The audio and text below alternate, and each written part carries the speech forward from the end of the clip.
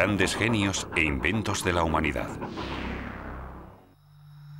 ¿Qué pasaría si pudiera perseguir la luz y finalmente consiguiera adelantarla? Esa pregunta se la hizo un joven de 17 años en su último año de secundaria. Años después, desarrollaría ese pensamiento y no solo revolucionaría nuestro concepto del espacio y el tiempo, sino que cambiaría de forma decisiva el de todo nuestro universo. Albert Einstein. E igual a mc al cuadrado. Albert Einstein nació el 14 de marzo de 1879 en Ulm, Alemania. Un año después, su familia se trasladó a Múnich, donde su padre estableció un pequeño taller electrotécnico. En 1894, cuando toda su familia se marchó a Italia, él se quedó solo en Múnich para terminar el bachillerato en el Instituto Luitpold. Pero no tardó en dejar las clases y reunirse con su familia. En 1895, Einstein retomó sus estudios en Suiza. 3 años después terminó la carrera de física en la Escuela Politécnica Federal de Zúrich. Tras una larga temporada sin encontrar trabajo, a principios del año 1902, consigue finalmente un puesto de técnico asistente en la Oficina Federal de Patentes de Berna. Ese trabajo le permite, de forma paralela, analizar numerosas cuestiones teóricas sobre física. No pasó mucho tiempo hasta que se reconociera el talento de Einstein. Su primera incursión la hizo en 1905, cuando publicó en los Anales de la Física su artículo sobre la electrodinámica de los cuerpos en movimiento, en el que explicaba el efecto fotoeléctrico.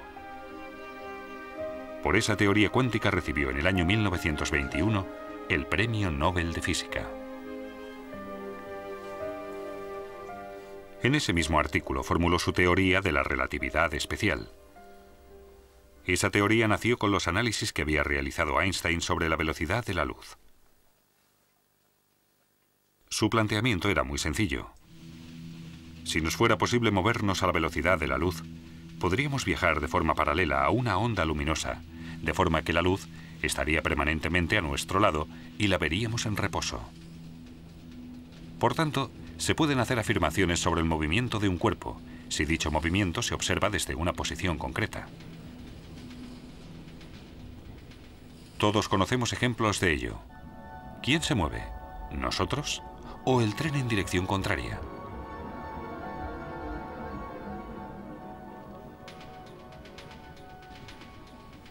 Algo parecido pasa cuando un coche circula, de forma paralela, a la misma velocidad que un tren. Desde el tren, el coche parece estar parado. Según la posición, se percibe bien el movimiento o no.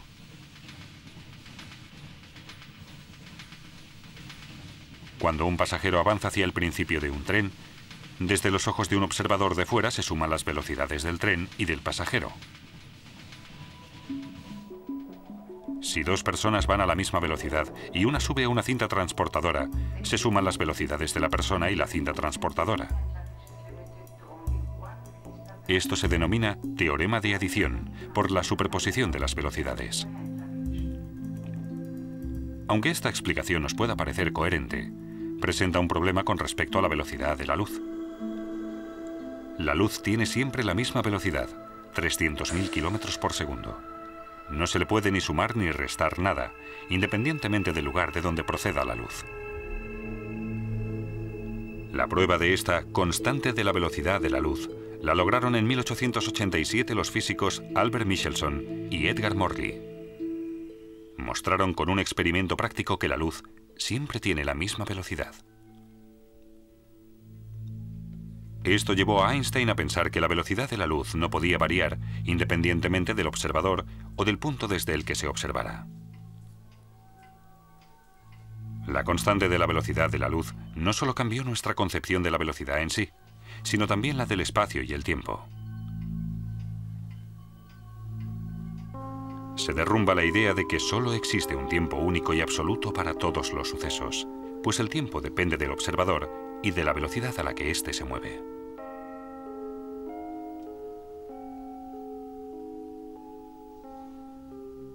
Una explicación de la teoría es la del reloj de luz. Un reloj de luz consta de 2 espejos situados uno enfrente del otro. Una partícula de luz, denominada fotón, se mueve de un espejo al otro a la velocidad de la luz. Cuando el fotón choca con el espejo, recibe un impulso, gracias al que podemos medir el tiempo.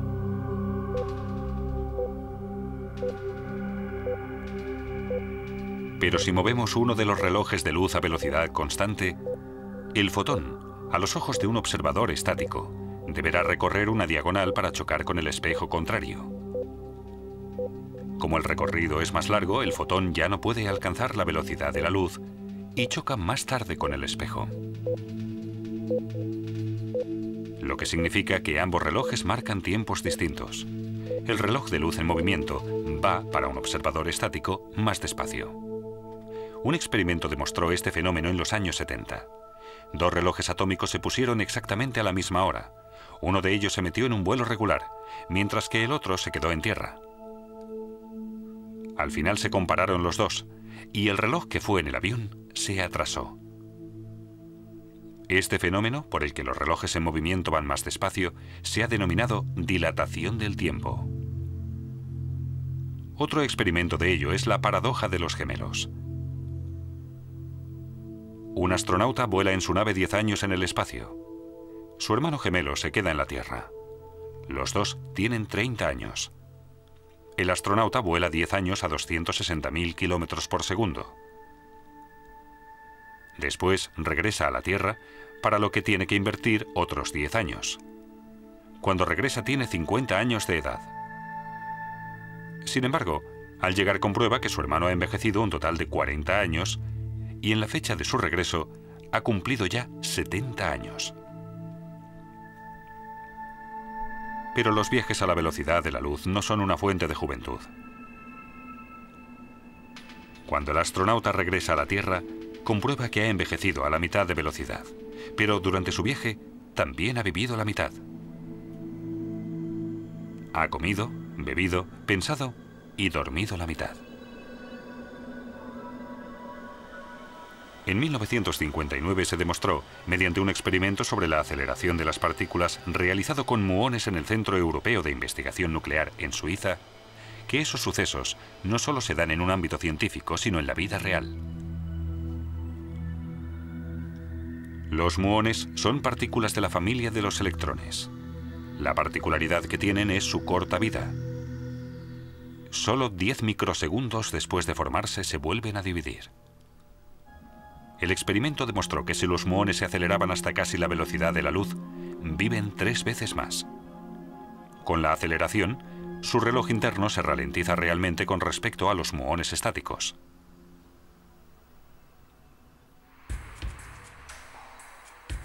Los cambios en el tiempo influyen también en la longitud de los cuerpos. Las longitudes en movimiento son más cortas. ¿Una prueba? Calculamos la longitud de este tren, que circula a una velocidad regular, multiplicando su velocidad por el tiempo que invierte. Pero a causa del movimiento del tren, el tiempo pasa más despacio. El objeto nos parece más corto cuando está en movimiento que cuando está en reposo.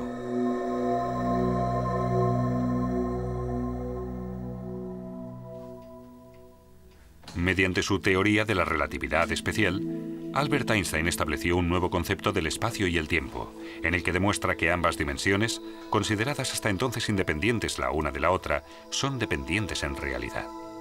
Einstein hizo otras asociaciones de propiedades físicas, como que la masa varía dependiendo de si se mueve o no con respecto al observador.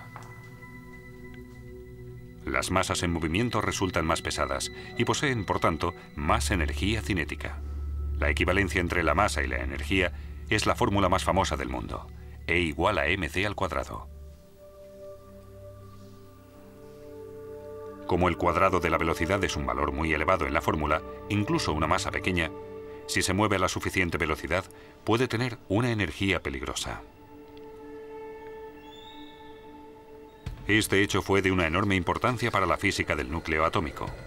Despejó el camino hacia la obtención de energía atómica, pero también para la creación de la bomba atómica.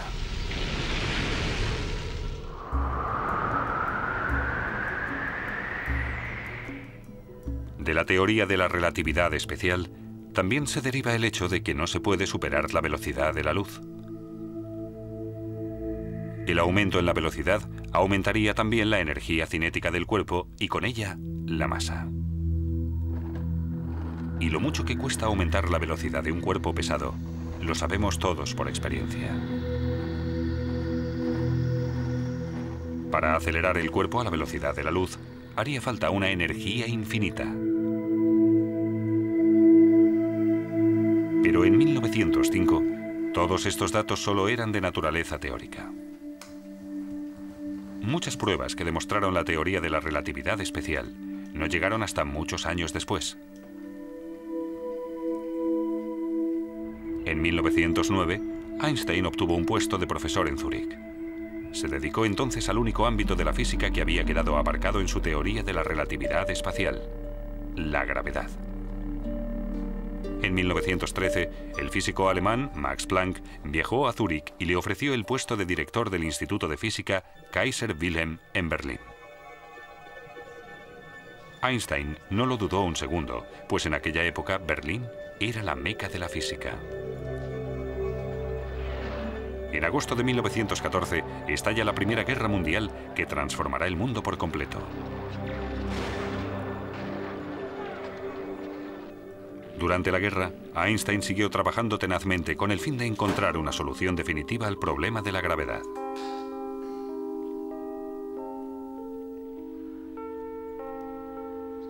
Sus años en Berlín fueron el punto culminante de su carrera científica, pues fue allí donde completó su teoría general de la relatividad.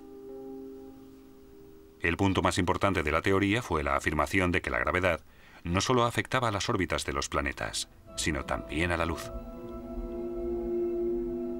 Según esto, el haz luminoso de un planeta se desviaba tanto al pasar cerca del Sol que su posición se percibía desplazada. Pero el fenómeno solo se podía demostrar en un eclipse total de Sol.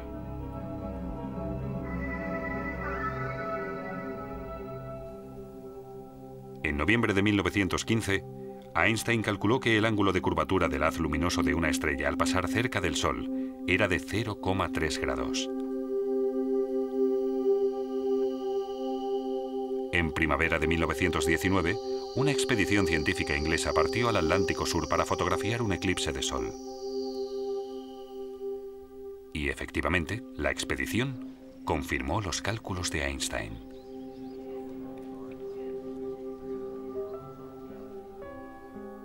Cuando se publicó su acierto, se hizo mundialmente famoso de la noche al día. Se convirtió en la primera superestrella de la ciencia. Pero Einstein no estaba satisfecho. Después del éxito de su teoría de la relatividad, se propuso la búsqueda de una teoría de campo unificada, una fórmula universal para todos los fenómenos físicos.